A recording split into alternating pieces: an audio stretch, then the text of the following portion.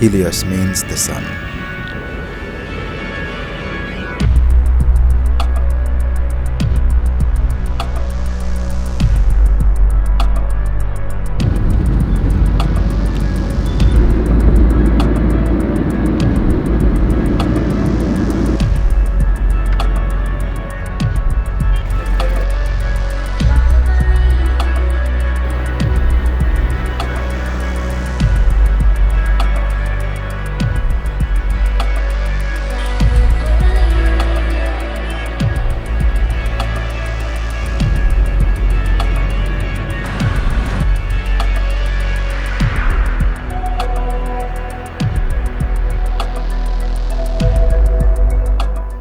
This is the Helios 442. If you follow my channel, you will know that I love using old vintage lenses, and there is one lens you have to have in your collection is this lens. This has a maximum aperture of f2. It was made in Russia. The optical design is based on the Carl Zeiss Biotar. The most sought after models are from the early KMZ plant, which is about $100 to $150 on eBay, and the one I got is the very common Valdai Factory version, which would be around $35 to $65. Optically, they are very much the same. The older KMZ factory ones have better construction of the housing. Beware, some sellers have pictures of Helios 442 from all factories and will charge you extra when you ship this. This one was said to have no grease on the aperture blades and was supposed to be from the middle tier MMP factory, but this is what I got, but nevertheless this is just fine. Also, it didn't focus to infinity. I had to open this up and grind 2mm off a small piece of ring to go almost to infinity.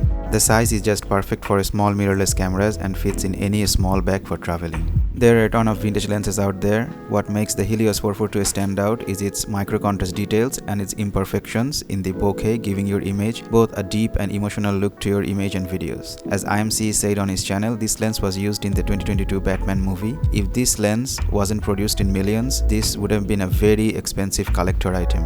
For video work, it is a bit tricky with the focus barrel going all around. This makes for easy, precise focusing, but this also means moving the lens a lot when taking videos, introducing camera shakes and rolls. Most people rehouse the glass in a better body for video work, but you can get by with a bit of a steady hand.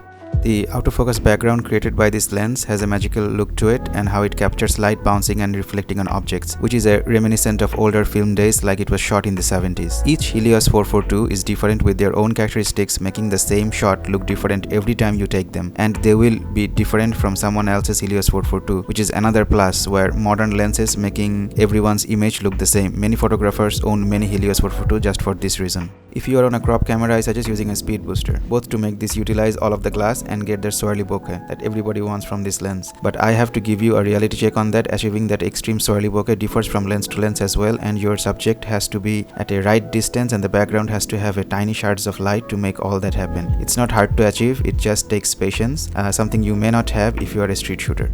Glowing lights does create a cinematic flare, and glowing lights have a halation to them similar to having a Black Mist Pro diffusion filter on all the time, which is a bonus.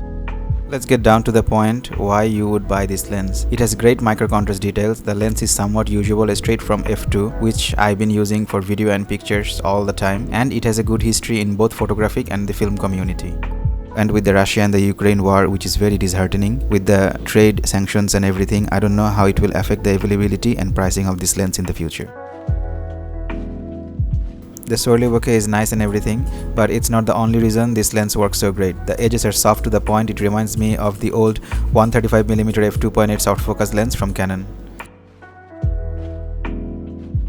Overall, this is a great lens to have, and this is already a Hall of Fame collector item at this point, especially the KMZ model. So I would say pick that lens up and don't get swindled by the eBay sellers. It's actually $35 and all of them has connections with each other, so they will try to sell you a Valdai model, which is perfectly fine, which is I'm using right here right now. But the point is that if you can get the KMZ model, I think it holds a bit more value as a collector item, and also it has a bit more construction, and if you find a clean copy of that, even if we have to pay significantly more, over $100, I would say get that. And that's about it. I'll see you on the next video.